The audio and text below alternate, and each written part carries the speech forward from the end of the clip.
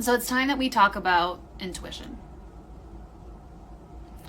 And part of me really hates even calling it intuition. Part of me wishes it was something that was more respected or something that was more acknowledged and not seem so woo-woo and weird. But the truth is that we all have some sort of instinctual knowing that is here to guide us through our life. That we have some sort of intuitive sense of what's right for us, or what's in alignment, or what needs to be said, or what needs to be done. There's some sort of internal compass, if you will. But for most of us, we've learned how to ignore that compass based on how we were raised, or how we were educated, or the people we surrounded ourselves by. And if you're anything like me, it's one of the more frustrating experiences, because generally what happens is we will have some sort of instinct or intuitive knowing, and we will spend a huge portion of our lives trying to convince everybody else that our intuition is right, and no one listened to us, and then eventually we're sitting there in the corner saying, I fucking told you so. And it's this weird righteousness that comes with it. Like, we don't want to be right there, but we tend to be, right? And I think I could give you a bajillion examples of where this happens, but I think the most present one right now is just going back to my grandfather. And if you guys weren't around back then, my grandfather was like the most important guy in my life. He was my person. He was who I could count on. He held the key to all of my secrets. There was no holds barred with him. And my grandfather was also a deeply imperfect man. And so I really learned how to love someone without conditions and without them having to meet my expectation of who they needed to be for me to really love them.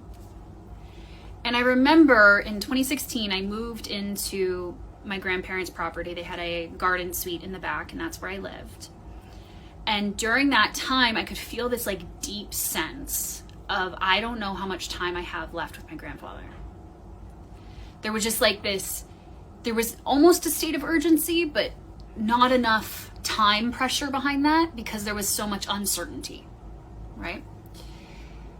So it was August 2016, and I was like, you know, this is perfect timing for me to come in and spend more time with my grandfather. I was working remotely. So I was there 24/7, right? I would work in the day and then go hang out with my grandparents in the evening, or for lunch and for breakfast. And it was really beautiful, because that's really like a lot of my best memories growing up were summer holidays with my grandparents.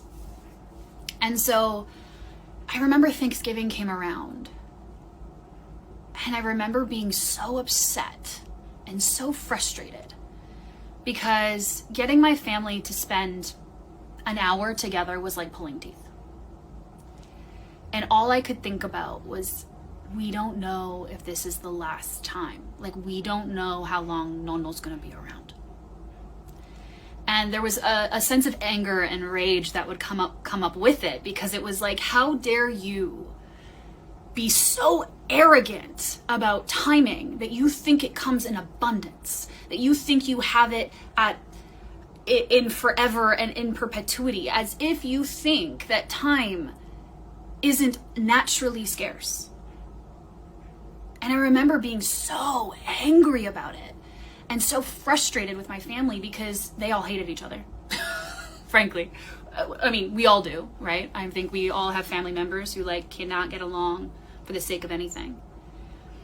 But all I wanted was for us to have like one last family Thanksgiving for my grandparents, because that's all they wanted for a really long time. And I wanted that for them.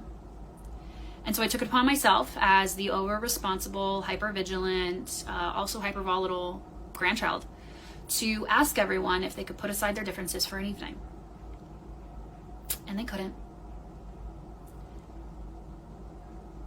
And I remember being so heartbroken at not being able to give my grandparents the one thing that they've asked for years. On December 3rd of 2016, I woke up and I found my grandfather dead in his bed. I had lived with them for 4 months consecutively, and in that 4 months knowing that I would not have him for much longer.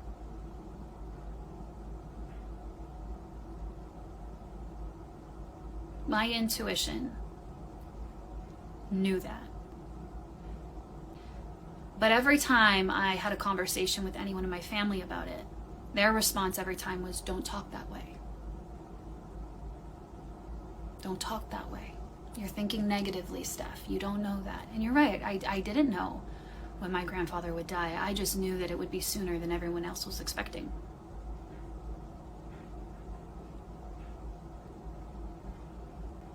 I was in a freeze state for 48 hours. And I couldn't stay. I was so almost disgusted with my family. I was so angry with everybody. Because then I had family friends and family crying and wailing at the loss of my grandfather, and there was just this righteous indignation with everyone. And I remember turning around and saying, you're surprised? You're surprised that you spend 6 years away from the family home and that they die and you didn't get to say goodbye? You're surprised? And I remember that part of me feeling so cruel and so mean. And at the same time, she needed to be, because the amount of grief and pain that was underneath all of that rage.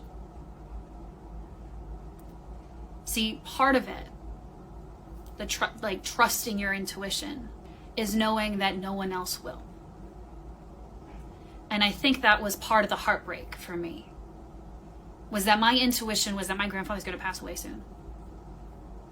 And I need to spend as much time as I possibly can with him, and I need to love full out with him, and I need to spend time with him, and I need to laugh with him, and I need to joke with him. And what's interesting is if you look at the last 3 or 4 years of his life, the amount of videos that I took of him increased dramatically. And there was a reason for that. It was because intuitively I knew I wouldn't have forever with him. And I know it's not even intuitive, it's quite mathematical. A man who's in his late 70s is not going to be here for another 40 years, you know?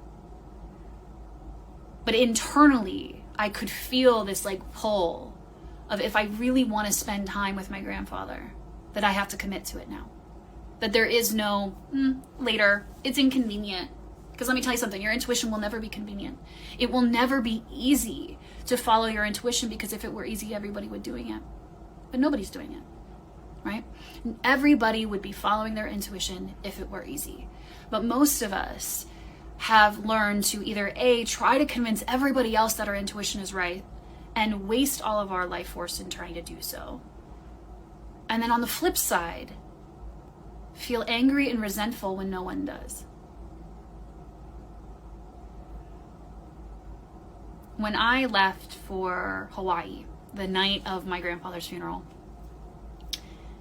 I remember dropping in afterwards. And as angry as I was at everybody else for wasting their time, is really the perspective I had back then, was you wasted the time you could have had with Nonno. When I put that aside, and I really looked at how I was, and how I behaved, and how I showed up in alignment or non in alignment with my intuition, I was accepting. There was a part of me that knew that I did the very best I could, that I loved at the fullest extent that was even possible for me at that time. And there was no resentment that I didn't spend more time with my grandparents. There was no upset or anger at my own behavior. It was a distinct moment of realizing that I had integrity. And I think when most people talk about integrity, there's this sense of you owe something to somebody else, but internal integrity is a very different sensation. Internal integrity is the practice of the thing that I know and I trusted so deeply that my behavior aligned accordingly. Now, what does this have to do with testing your intuition? Well, at the same time of me knowing that my grandfather was going to pass away, I also knew that my family wasn't going to change. That my family wasn't going to behave any differently than they were. And I think a lot of you can relate to this, where it's this deep desire for your family to change. And then you have this internal, intuitive knowing that they won't. But you'll test it. And you'll test it. And you'll test it. Because you don't want that intuitive knowing to be right. You would rather yourself be wrong there. But the problem is that when we begin testing our intuition, it's not actually us doing it. It's the pattern of martyrdom. See, martyrdom says sacrifice yourself for the cause. And most people think that the cause is, oh, I'm sacrificing myself for my family, right? I don't get along with my family, but I'm sacrificing them. I'm sacrificing myself for the cause of being together for a family holiday. That's not what martyrs do. The cause that the martyrdom pattern has you commit to is to wasting your own energy, going against what you intuitively know. So I intuitively knew that there was no way that my family was going to be able to have one last holiday with my grandparents. But I wasted so much of my life trying. And in that trying, obviously trying the wrong way, I was hard and tight and intense and difficult. Because that's also what the martyr does. It's not about you doing things in alignment. It's about you wasting as much of your natural resources as possible. So that when it's all said and done, you can be dejected and deflated. Because your intuition was always right. And you might be able to relate to that very familiar feeling of like, the fuck, I was right. Where all the resentment builds and all of the rage and the regret and all the projections and the hatred outwards, right? Like it just begins to cycle over and over and over again because all you did was test what you intuitively knew because your ego didn't like that knowing. There's no part of me that likes the idea that my family didn't get along. But it was also the truth of the family. Because frankly, I don't get along with them either. But I was willing to put up this facade for my grandparents. For something that I saw bigger than myself. Because it wasn't about me. It was about what was important to them. And it was. But in the midst of that, in the midst of trying to give my grandparents this thing, I also had to go against what I intuitively knew, right? Give my grandparents this wonderful Christmas before my grandfather dies, fight my family to make it happen. Both can't really happen at the same time. Well, after my grandfather passed away, I made sure that I transitioned the way that I loved my grandfather all the way over to my nonna. And she even asked me, she was like, are you loving me this way because your grandfather's dead? And I said, yes. Is that okay? Because the truth was, me and my nonna were never as close as me and my nonno. I mean, I loved her. But it wasn't until after he died that I really let myself fully love her. And in doing that, I got to create, in the last couple years of my nonna's life, to create a relationship with her that could effectively replace the relationship I had with my nonno. And in that time, there was a desire she had that had the same texture as the desire for our family to get together for a holiday before my nonno passed. And it was the desire to see me get married. The difference is,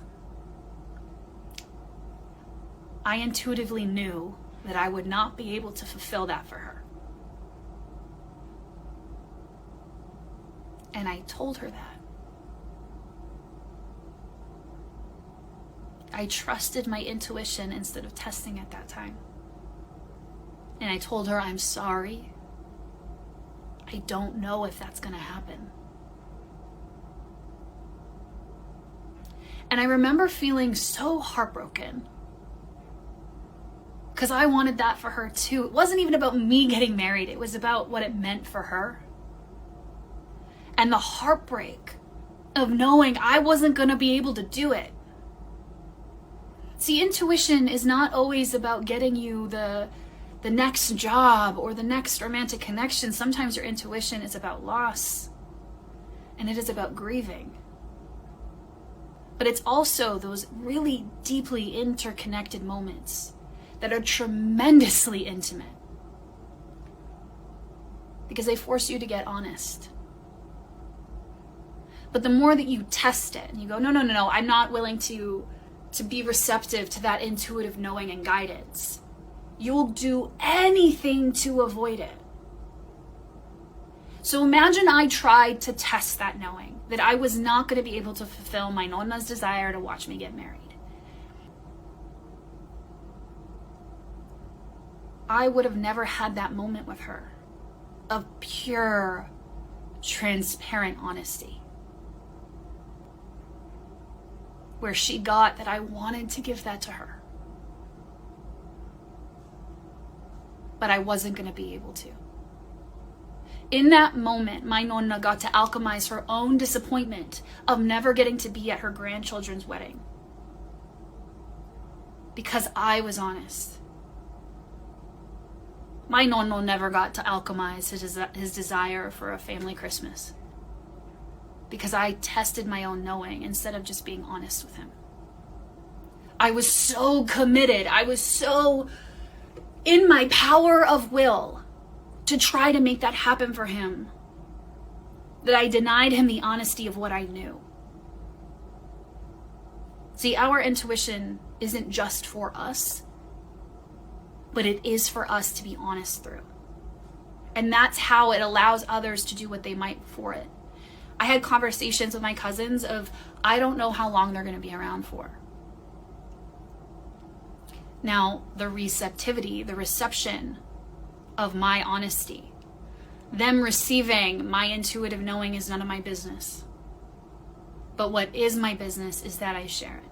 What is my business is that I back it. And what is my business is that I stop testing it. Because as long as I'm testing what I intuitively know, I am wasting my motherfucking energy. Because it's gonna be true regardless. And you might have specific memories in your life too, where it's like, fuck, I already knew that was gonna happen. Maybe a relationship ending, a friendship ending, a conversation you didn't want to have that goes awry. Like, there's always this sense of like, fuck, I knew that was going to happen. But we spend so much of our time trying to avoid what we know is going to happen instead of allowing what's going to happen and allowing that to be the vehicle for our own alchemy. See, most of my life has been spent trying to make my family happy. And I remember years ago working with Lynn Forrest, and she has there's family dynamics and the roles each birth order has. The oldest child is generally the perfect child. The middle child is the lost child. Youngest child is the rebel, that kind of thing. I remember asking her, what about the only child? And she said, I'm so sorry, but you're going to have to be everything for your family. And I remember looking at my life and thinking, right, I remember as a kid trying to make everybody laugh, trying to not be a problem, trying to do good in school, trying not to disappoint my grandparents, trying not to disappoint myself. I had spent so much of my life trying to make everybody else happy instead of allowing the alchemy that comes from not making them happy. Instead of allowing the disappointment of just saying, I'm sorry, no, I can't get everybody together for Christmas. And some of you might be saying well, Steph, that was never your responsibility. And yeah, sure, but that's not the reality of the family dynamic. You have to address the reality. You can't address some fantastical existence. You have to adjust from the reality you're in. Disappointing people is going to be a part of it, but feeling your own disappointment is essential. I'm disappointed in myself that I couldn't give my grandparents one last Christmas or Thanksgiving. Disappointed in myself that I couldn't have my nonna sit at the church at my own wedding. But it's not disappointment that stops us in life. It's the avoidance of ever being disappointed. Think about everything you're willing to do so you never feel disappointed. So you never have to feel the devastation of an expectation going to hell. The avoidance of all of these nasty feelings is actually what's holding all of us back. We don't want to feel despair. We don't want to feel devastated. We don't want to feel disappointed. We don't want to feel disillusioned. But that's exactly where the alchemy begins. You want to feel powerful in your life? Then you cannot be held back by disappointment. You want to feel strong and untouchable? Then you cannot fear devastation. These emotions are nothing to be scared of. They're just things to feel. And I've spent so much of my life testing my intuition, trying to prove it wrong, only to have it smack me in the face so much harder than if I would have addressed the actual emotion right off the bat. See, the devastation that comes from not being able to meet someone's desire when you really want to is so much bigger when you waste your energy trying to fulfill it. Because I had known that my grandfather was going to pass away months before he did, and I had spent months trying to get everyone together, instead of spending those last 4 months with my grandfather knowing that I was never going to meet those things. You see what I'm saying? Instead of September, November, and October,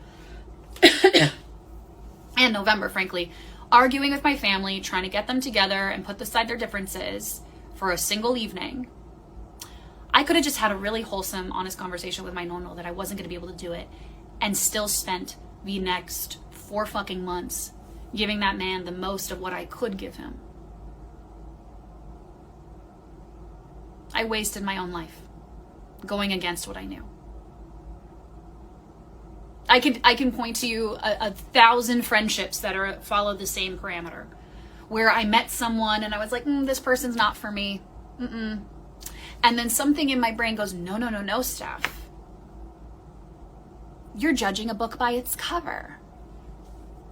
And then all of a sudden, I'm in a friendship with this person for 2.5 years while I still have this deep-seated knowing that this person is not for me. And then something happens on the very back end that blows up in both of our faces. And then I'm sitting with what? Righteous indignation that I was right. Fuck. I just spent 2 years of my life trying to prove myself wrong, and now I'm proven right. And it doesn't feel good, right? Like, it's righteous, but it's not really the deeper thing we want to be feeling. Like, fuck, this is such an annoying feeling to have. Like, I was right. I didn't want to be right, and I was. So you just lost 2 years of your life where you could have been spending in better alignment instead of forcing yourself to prove yourself wrong.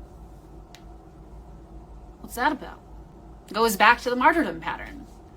The martyr does not want you to have your power to create aligned choices. It wants the status quo. It wants what it knows. It wants the familiarity. And familiarity is only to hold you back. Because the person that you need to become is so radically different than the version of you that will spill all of your power trying to prove yourself wrong.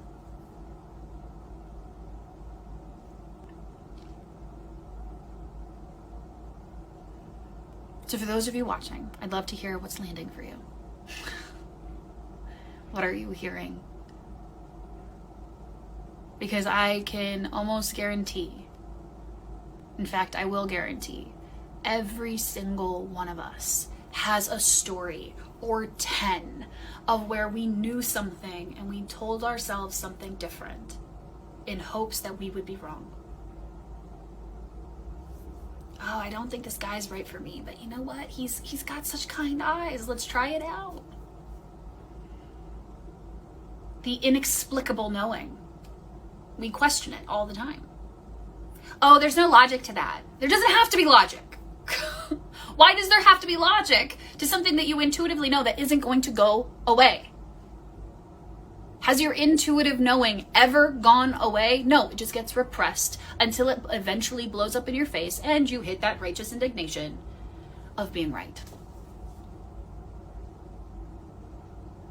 This is what happens when we learn how to gaslight ourselves, and it becomes a part of our personality. I knew my grandfather was going to pass away. I also knew that my family was not going to be able to put aside their differences.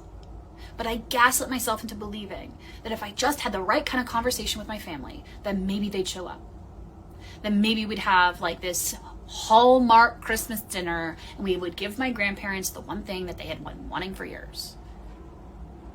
What kind of delulu was I under? See, self-gaslighting, that's all it does. That's all it does. Is it feeds you a delusion that will keep you occupied. Because who would you have to be if you didn't occupy your energy there? Who would I have had to be to just simply say to my grandfather, I'm so sorry, I'm going to disappoint you. I can't do that. Well, I'd have to be someone who is way more honest, and someone who is more willing to be honest than to please other people. I'd have to be someone who is willing to use my energy in aligned ways instead of wasting them in rescuership, victim dynamics, right? Every time you test your intuition, it is just a place to occupy yourself. Because just following it would be radically uncomfortable. So, if this is something that you're like, okay, I feel a little called out, I want to look at this a little deeper, I want you to consider joining me in Kerosene on September 16th, for a full day workshop and a 1-month coaching container. Because part of the self-gaslighting patterns, part of the way that we test our intuition is that the sensation of holding our energy instead of off-gassing it into some story or narrative is a lot to hold. And so we have to be able to track back all of the different mile markers where sensation is way too much and we decide to we're going to follow whatever story we've told ourselves, right? So when I told myself that I needed to figure out how to get my family together for my grandparents' holiday season, what really happened there? Well, I got the intuitive knowing. I felt uncomfortable with that. And so I tried to contact my cousin, asked her to put her differences aside. And then I contacted my aunt and asked her to do the same. And then I didn't like her response, and then that made me uncomfortable. And then the sensation in my body was too much and too high. And then I knew that it wasn't going to work. But then I didn't want to accept that it wasn't going to work, so I just kept going down this fucking hole. It'll just drag you through. And that's what it was doing to me. And then finally, when it blew up at my face and my grandfather died just before Christmas, I had to be with myself and be with the discomfort, and I didn't want to be with that either. And that's where all the rage and all the anger comes in. Do you think all of this isn't connected? It is. Every time you waste your energy trying to prove yourself wrong, no matter what it is, good, bad, ugly, sad, it will blow up in your face. And that's why this full day workshop is called Kerosene, because it's like pouring gasoline on yourself. And then when the truth comes through, it comes bearing a match. And so it will be painful, and it will hurt, and it will sting, and it will just combust entirely. And what I'm telling you is that it doesn't need to combust. That your intuition being right or being trustworthy doesn't need to require an explosion to prove it to you. Because really, what part of you is testing it anyway? It's not the deeper part of you. Certainly not the faithful part of you. It's the part of you that would much rather waste your energy anyways. It's your ego. It's your mind. It's your preferential side. It isn't your truth. It is not your heart. It's certainly not your soul. So Kerosene is the 1-month container. It's going to have additional teachings and calls. I'm going to be scheduling them out a little bit later today. So if you're like, well, I don't know if I can really commit, it's the one-day workshops on a Saturday, okay? It's $555 Canadian, or you can split that into 5 different payments across 5 months. Totally up to you. If you feel called to do the Fatale path, which is this new body of work that I'm revealing, start with kerosene. You can always upgrade later if that's what's true. And if you're like, I just want to look at where I'm gaslighting myself, I just want to look at where I'm testing my intuition because I'm tired of walking myself into a flame that never needed to exist, then come do kerosene. There's no other program out there like this. There's no other experience out there like this. Those who've done kerosene as a one-on-one container can attest to that. It is truly, truly transformative in the weirdest way because it's simple. It is a simple practice. So I'm going to leave you guys there. I would love to hear what you're leaving here with. You can wait until this is published, or you can send me a message. And if you have questions about any of my upcoming containers, my inbox is always open. Okay.